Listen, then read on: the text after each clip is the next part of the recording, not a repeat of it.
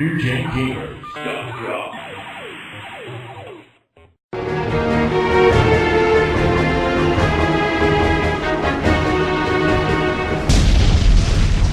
And who do we have here? The bastardized version of Mario and Luigi, which they sneaked into the game here. Yeah, I noticed that. What do you want? So, the in-game graphics, I think, give it a more cohesive feel, and you know, you can go either way. Both are great story mechanics, you know, but you know, it's just kind of whatever direction the company wants to go.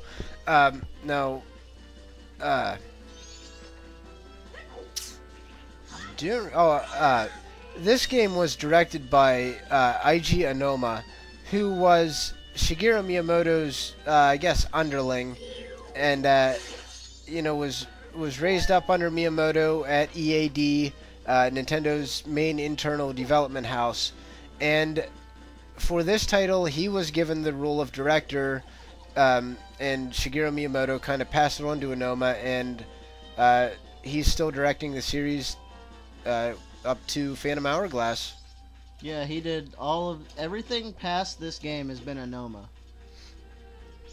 He has actually carried the series rather well after Miyamoto kind of passed the torch to him. Yeah, you know, they've stayed faithful to the series while still adding some innovative new things. You know, this game was a little darker than Ocarina of Time.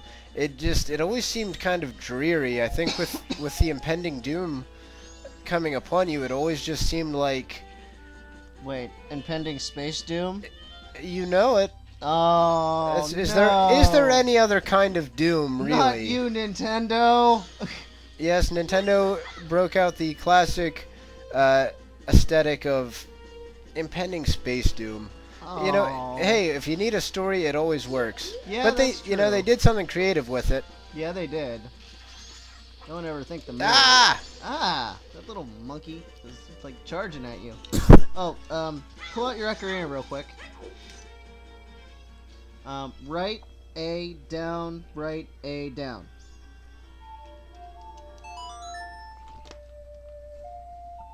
This is almost a necessity for beating any of the dungeons.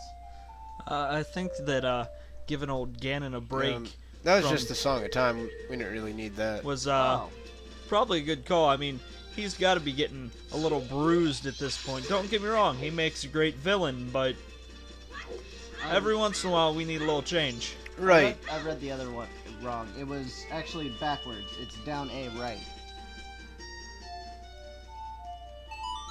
It's There we inverted.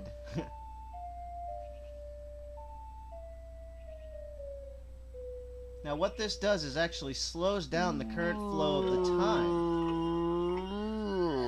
And see, you get these cool little animations whenever he adjusts time. So by doing this would allow your 72-hour amount of time that you were given for the game to extend. And you actually, by the time if you start at the very first day and do this, you have about an hour and a half before you have to go back in time. And what was so interesting about the time limit was that, you would have to literally on the first day run, you know, you'd have to know where you were going, know what dungeon you were headed towards, go to that dungeon and try and get through it before the 72 hours was up, or you were screwed. So you were always, I guess that's kind of where you get the feeling of impending doom in this game, and it really does get it across to you, because you can't go into a dungeon and, you know, mess around trying to figure out the trap. If you don't figure it out and you don't get through it, you're done. You're going to have to start the entire thing over again. And it really gave a cool effect to the game. You end up learning the dungeon by trial and error, just from doing it over and over again and doing it quicker. Yeah, and it gets a little frustrating at times, but it's a really good gameplay mechanic that works out. And as you can see, we're just traversing the landscape. It's a huge area. Now here we go. This is the Dawn to Go.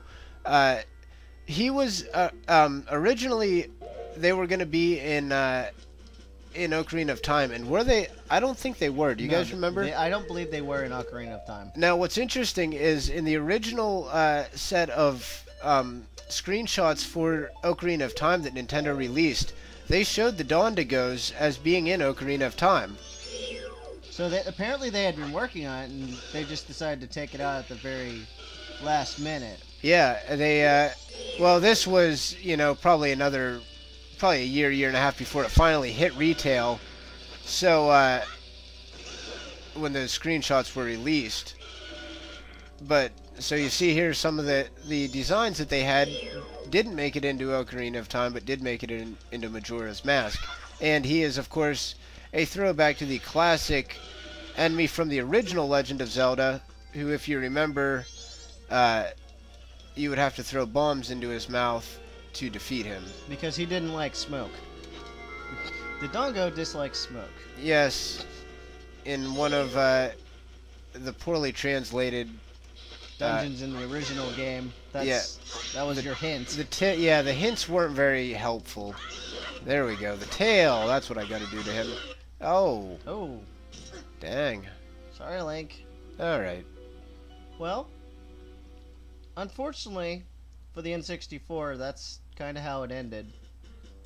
They were just struck by the tail of a mighty lizard. After this game came out, there wasn't a whole lot else that was really great, and it got weaker and weaker as time went on, to where, finally Rare released Mickey Speedway USA and Hey You Pikachu came out, and those did not help.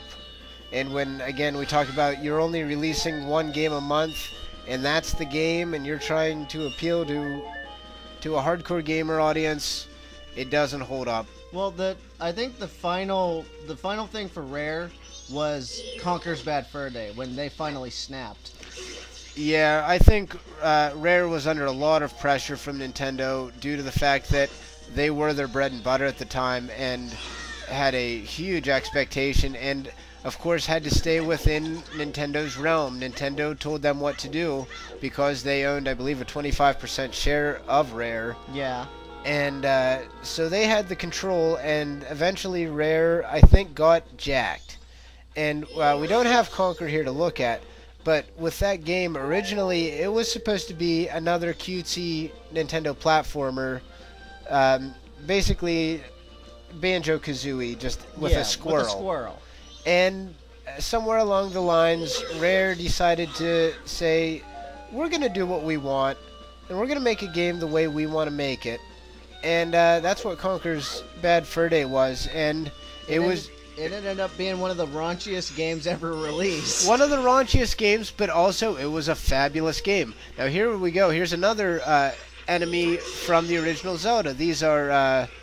what are these, Tektites? Yeah, I believe they're Tektites. And that was one, I don't think we saw those in, were they in any of the other ones? I think they were in Ocarina for a very small period. Right? Okay. So this game had a lot of throwbacks in it like that, and just, I don't know, a great game all around.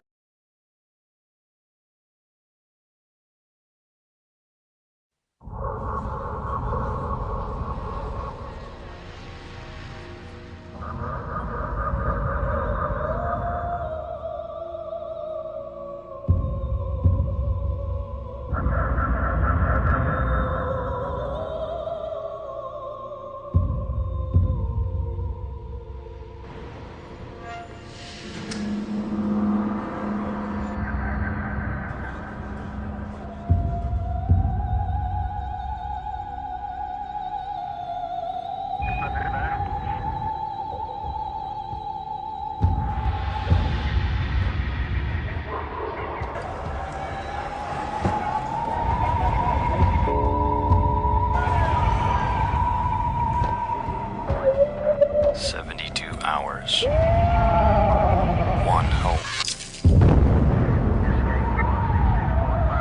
Rated E for everyone. UJK